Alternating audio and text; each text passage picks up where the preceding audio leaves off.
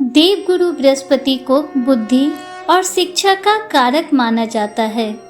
गुरुवार को बृहस्पति देव की पूजा करने से धन, विद्या, मान सम्मान, प्रतिष्ठा और सभी मनोवांछित फलों की प्राप्ति होती है। गुरुवार को भगवान बृहस्पति की पूजा का विधान है। ऐसा कहा जाता है कि गुरुवार के दिन व्रत करने और कथा सुनने से घर परिवार में सुख समृद्धि बनी रहती है। आइए प्रारंभ करते हैं गुरुवार की व्रत कथा। प्रेम से बोलिए गौरी पुत्र गणेश की जय, भगवान श्री हरि विष्णु की जय। प्राचीन काल की बात है। भारतवर्ष में एक बड़ा ही प्रतापी और दानी राजा राज करता था। वह हर गुरुवार को व्रत रखकर दीन दुखियों की सहायता करता था, परंतु ये सब बातें उसकी रानी को अच्छी नहीं लगती थी। वह ना तो व्रत करती और ना ही किसी को एक पैसा दान में देती। इतना ही नहीं, वह राजा से भी ऐसा करने को मना किया करती थी। एक समय की बात है, राजा शिकार खेलने वन में गए हुए थे। घर पर रानी और दासी थी। उस समय गुरु बृहस्पति देव एक साधु का रूप धारण कर राजा के दरवाजे पर भिक्षा मांगने आए।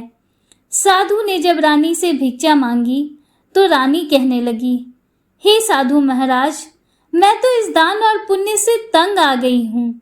आप कोई ऐसा उपाय बताएं जिससे कि सारा धन नष्ट हो जाए और मैं आराम से रह सकूं। साधु ने कहा, हे देवी, तुम तो बड़ी विचित्र हो। संतान और धन से भी कोई दुखी होता है? अगर तुम्हारे पास धन अधिक है तो इसे शुभ कार्यों में लगाओ, कुंवारी कन्याओं का विवाह कराओ, विद्यालय और बाग बगीचे आदि का निर्माण करवाओ, जिससे तुम्हारे दोनों लोग सुधरें। परंतु साधु की इन बातों से रानी को खुशी नहीं हुई। उसने कहा, मुझे ऐसे धन की भी आवश्यकता नहीं जिसे मैं दान दूं और जिसे रखने संभालने में मेरा सारा समय ही नष्ट हो जाए। तब साधु ने कहा, अगर तुम्हारी ऐसी इच्छा है तो जैसा मैं तुम्हें बताता हूँ तुम वैसा ही करना। गुरुवार के दिन तुम घर को गोबर से लीपना, अपने बालों को पीली मिट्टी से धोना, राजा से कहना वह हजामत बनवाए, भोजन में मांस मदिरा खाना, कपड़ा धोबी के यहाँ धुलने देना। इस प्रकार 7 बृहस्पतिवार करने से तुम्हारा समस्त धन नष्ट हो जाएगा। इतना कहकर साधु के रूप में बृहस्पति देव वहां से अंतर ध्यान हो गए। साधु के कहे अनुसार बातों को पूरा करते हुए रानी को केवल 3 बृहस्पतिवार ही बीते थे कि उनकी समस्त धन संपत्ति नष्ट हो गई। भोजन के लिए राजा का परिवार तरसने लगा। तब एक दिन राजा ने रानी से कहा, हे रानी, तुम यहाँ पर रहो, मैं दूसरे देश को जाता हूँ, क्योंकि यहाँ पर सभी मनुष्य मुझे जानते हैं, इसलिए मैं कोई छोटा कार्य नहीं कर सकता। ऐसा कहकर राजा दूसरे देश चला गया। वहाँ वो जंगल से लकड़ी काट कर लाता और शहर में बेचता। इस तरह वह अपना दुखी जीवन बड़ी कठिनता से व्यतीत करने लगा। इधर राजा के घर से जाते ही रानी और दासी दुखी रहने लगी।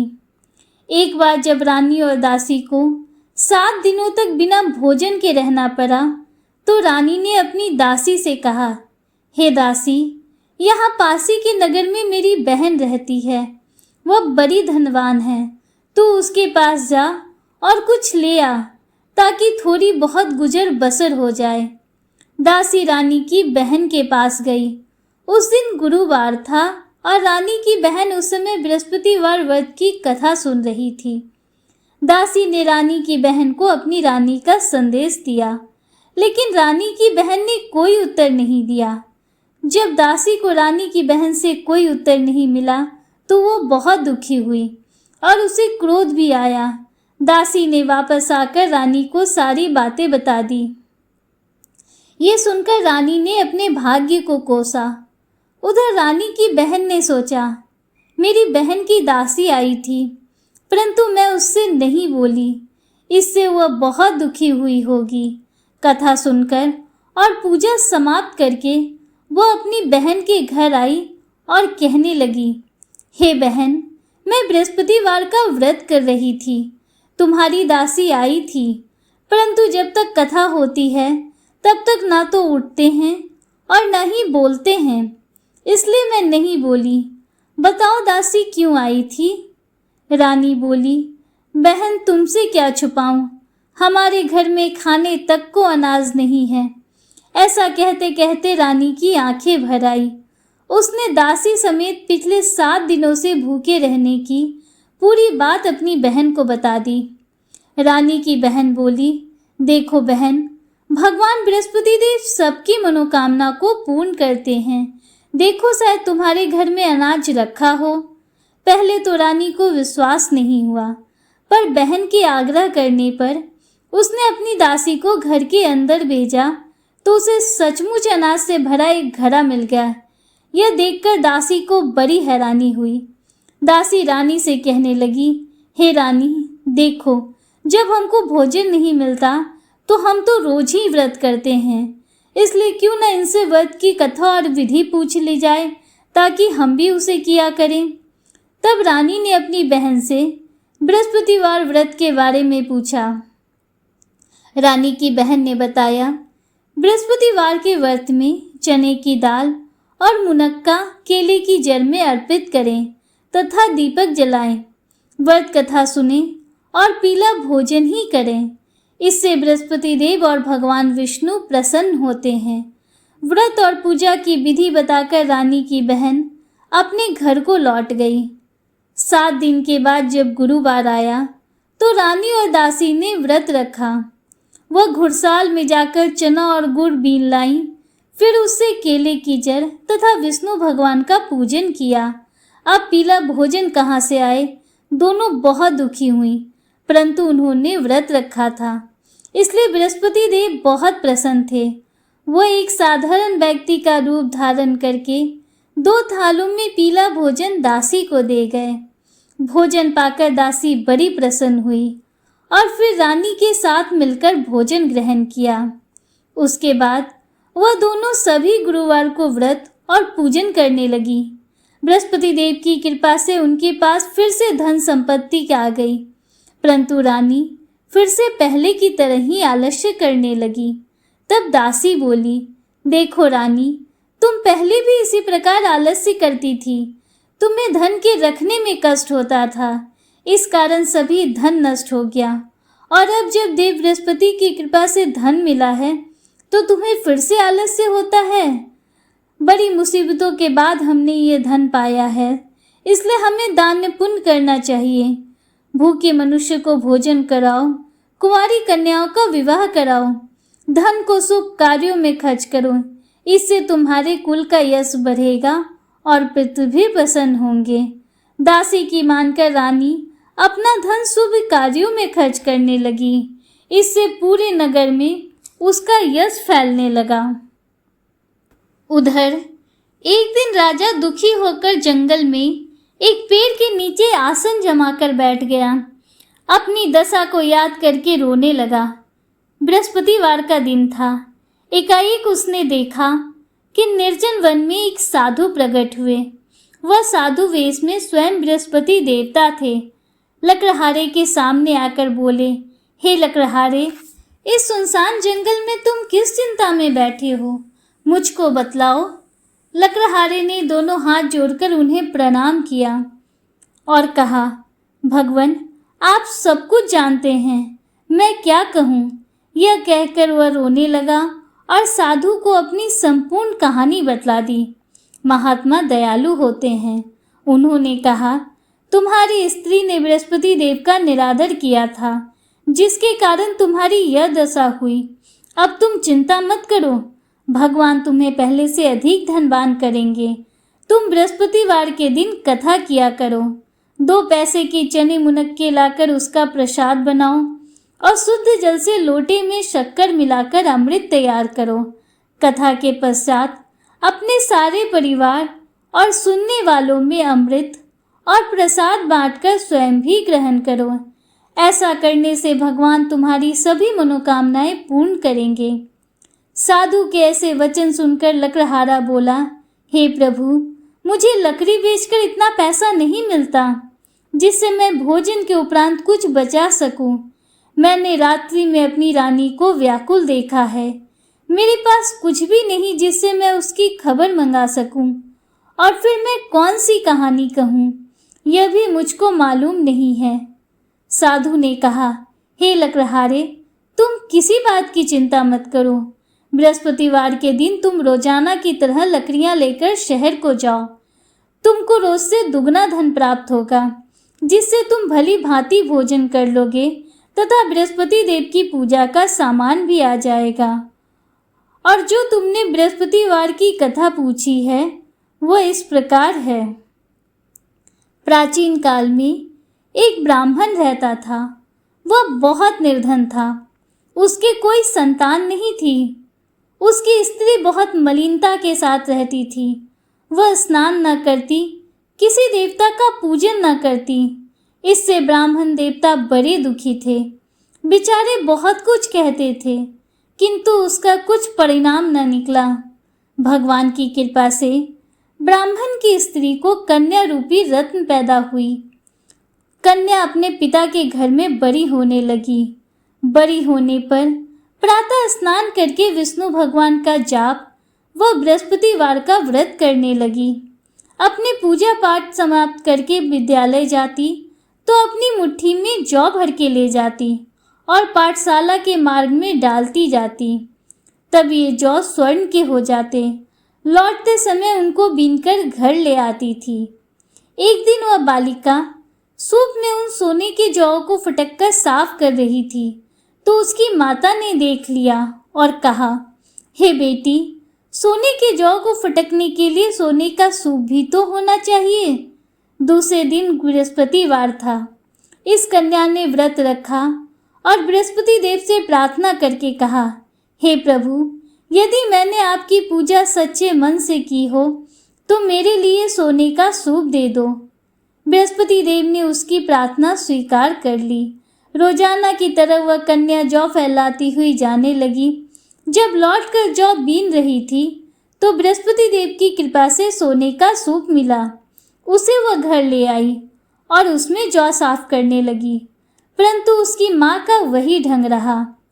एक दिन की बात है, वह कन्या सोने के सूप में जौ साफ कर रही थी। उस समय उस शहर का राजपुत्र वहां से होकर निकला।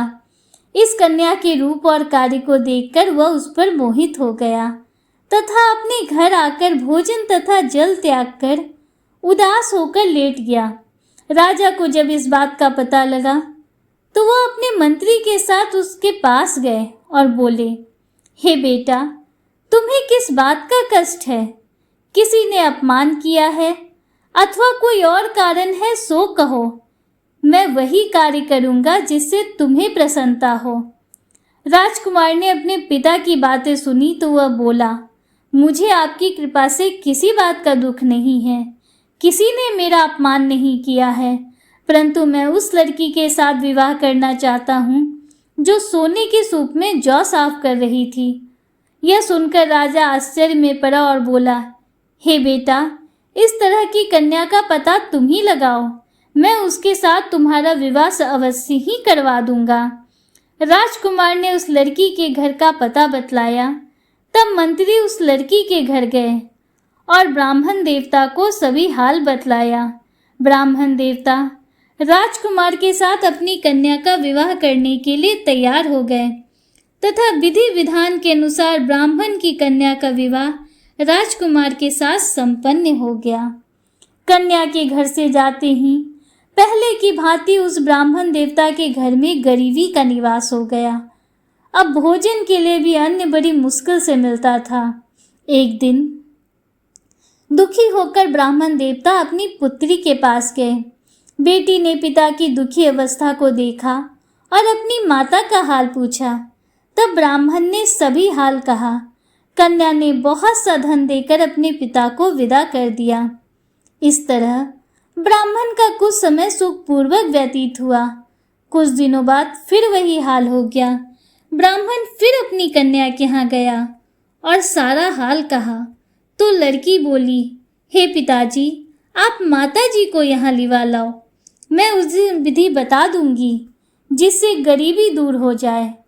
वह ब्राह्मण देवता अपनी स्त्री को साथ लेकर पहुंचे तो पुत्री अपनी माँ को समझाने लगी, हे माँ, तुम प्रातःकाल प्रथम स्नान आदि करके विष्णु भगवान का पूजन करो तो सब दरिद्रता दूर हो जाएगी। परंतु उसकी माँ ने एक भी बात नहीं मानी और प्रातःकाल उठकर अपनी पुत्री के बच्चों की जूठन को खा लिया। इससे उसकी पुत्री को बहुत गुस्सा आया और एक रात कोठरी से सभी सामान निकालकर अपनी माँ को उसमें बंद कर दिया। प्रातःकाल उसमें से निकालकर स्नान आदि करा के पूजा पाठ करवाया तो उसकी माँ की बुद्धि भी ठीक हो गई और फिर प्रत्येक बृहस्पतिवार को व्रत रखने लगी। इस व्रत के प्रभाव से उसके माँ बाप बहुत ही धनवान और पुत्रवान हो गए और बृहस्पति जीव के प्रभाव से इस लोक के सुख को भोगकर स्वर्ग को प्राप्त हुए। ऐसी कथा कहकर साधु बने बृहस्पति देव वहां से अंतर्ध्यान हो गए। धीरे धीरे समय व्यतीत होने पर फिर वही बृहस्पतिवार का दिन आया। लकड़हारा जंगल से लकड़ी काटकर किसी शहर में बेचने गया। उसे उस दिन और दिन से अधिक धन मिला। राजा ने चना गुड़ आदि लाकर गुरुवार का व्रत किया। उस दिन से उसके सभी क्लेश दूर हुए। परंतु जब दोबारा गुरुवार का दिन आया तो राजा बृहस्पतिवार का व्रत करना भूल गया। इस कारण बृहस्पति भगवान नाराज हो गए। उस दिन उस नगर के राजा ने विशाल यज्ञ का आयोजन किया था तथा अपने शहर में यह घोषणा करा दी कि कोई भी मनुष्य अपने घर में भोजन ना बनावे, ना आग जलावे। समस्त जनता मेरे यहाँ भोजन करने आवे। इस आज्ञा को जो न मानेगा उसे फांसी की सजा दी जाएगी। इस तरह की घोषणा संपूर्ण नगर में करवा दी गई। राजा की आज्ञा अनुसार शहर के सभी लोग भोजन करने गए, लेकिन लकड़हारा कुछ देर से पहुंचा, इसलिए राजा उसको अपने साथ घर लिवा ले गए और ले जाकर भोजन करा रहे थे। तभी रानी की दृष्टि उस खूंटी पर पड़ी जिस पर उसका हार लटका हुआ था। हार वहां पर दिखाई नहीं दिया। रानी ने निश्चय किया कि मेरा हार इसी मनुष्य ने चुरा लिया है। उसी समय सिपाहियों को बुलाकर उसको जेल में डलवा दिया। जब लकड़हारा कारागार में पड़ गया तो बहुत दुखी होकर विचार करने लगा कि न जाने कौन से पूर्व जन्म के कर्म से मुझे यह दुख प्राप्त हुआ है, और उसी साधु को याद करने लगा जो जंगल में मिला था।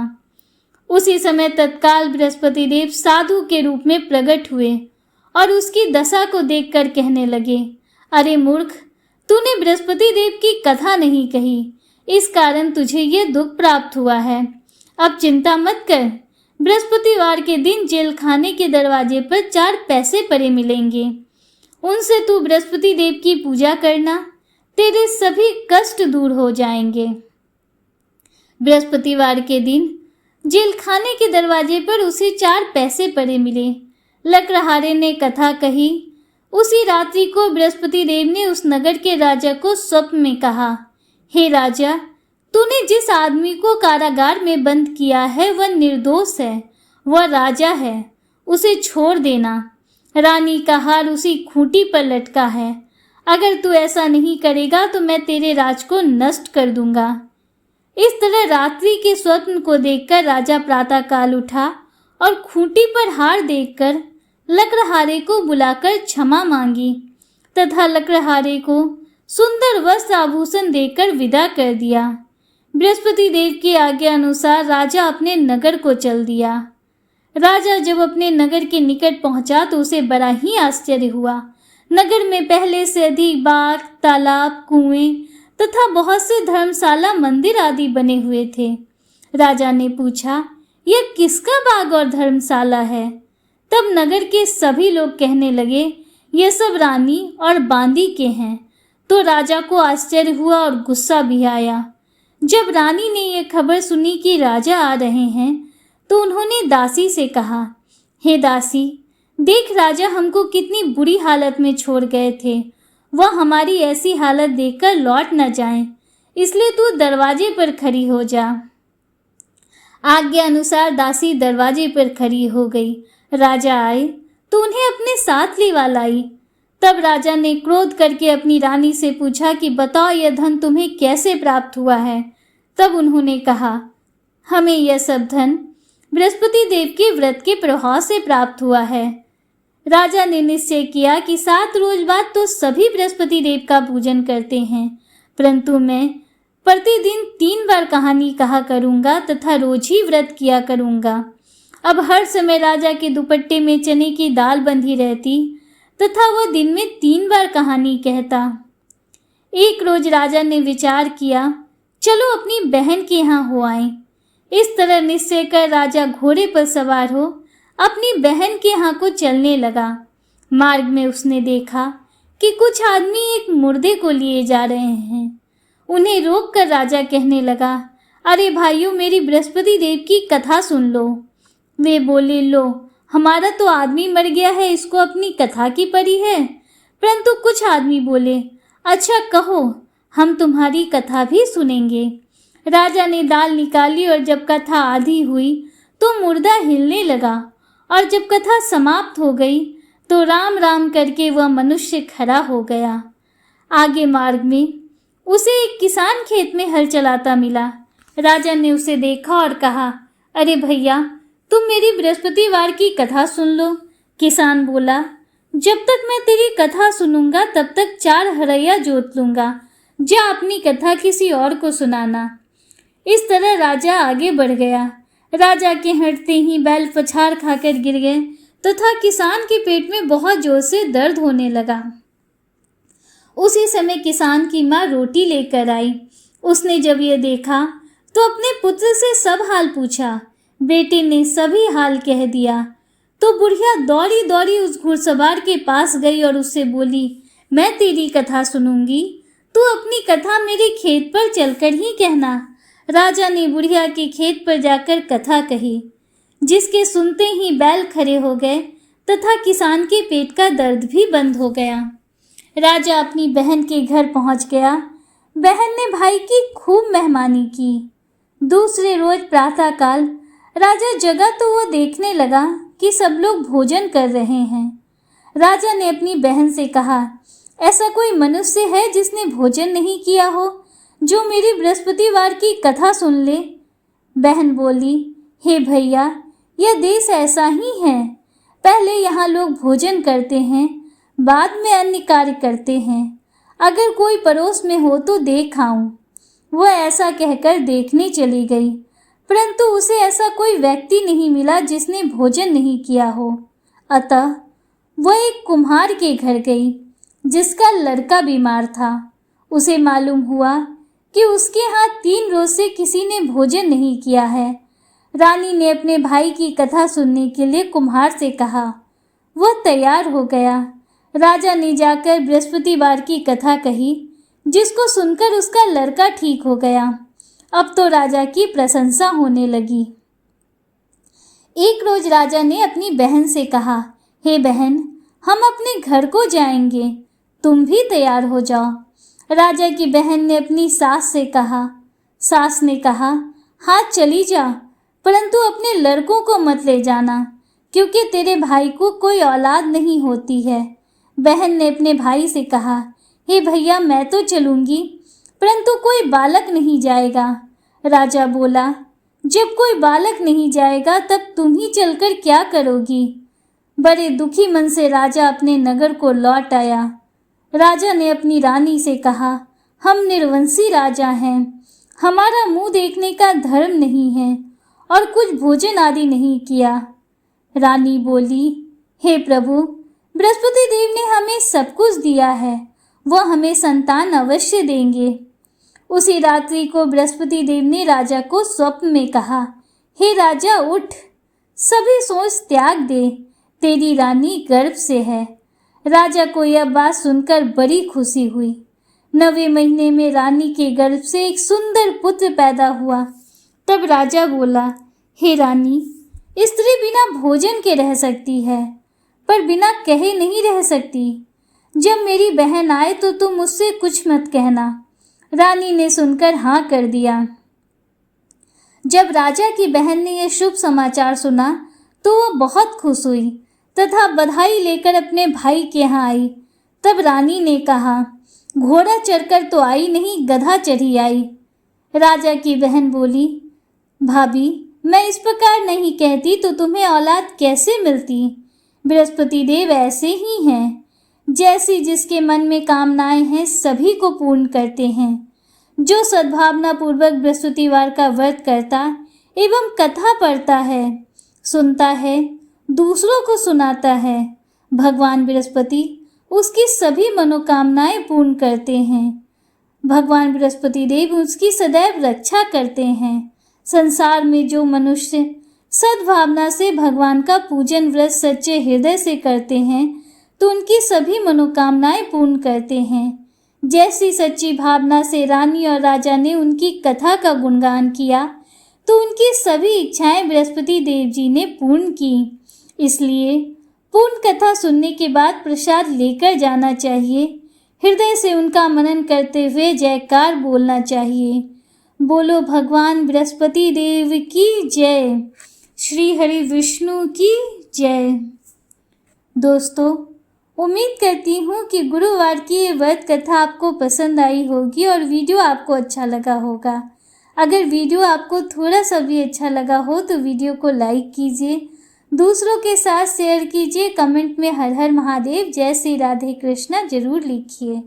अगर आप हमारे चैनल पर पहली बार आए हैं तो चैनल को सब्सक्राइब कीजिए, बेल आइकन जरूर प्रेस कीजिए, जिससे आगे भी आपको ऐसी ही रोचक जानकारियाँ मिलती रहें। मिलते हैं आपसे अगले वीडियो में, तब तक के लिए हर हर महादेव, जय श्री राधे कृष्णा, राधे राधे।